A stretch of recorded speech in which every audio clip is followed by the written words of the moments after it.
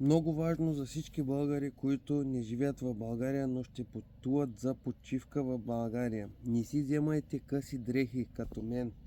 Вземайте си дълги дрехи, защото тук има една много голяма напаст в България в момента, наречено комари, на които препаратите абсолютно не им действат. Пробвал съм всякакви препарати за няколко дена.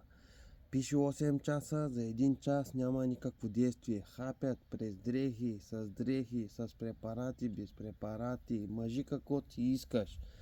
Не работи човек. Тия са някакви супер яки хибриди. Затова вземете си качествени препарати от държавите, от които ще пътувате за България.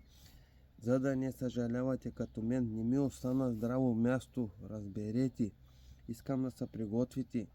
И после, като дойдете, да ми благодарите в коментарите, защото това нещо наистина ще ви спести много сърбеж, много болки и така нататък.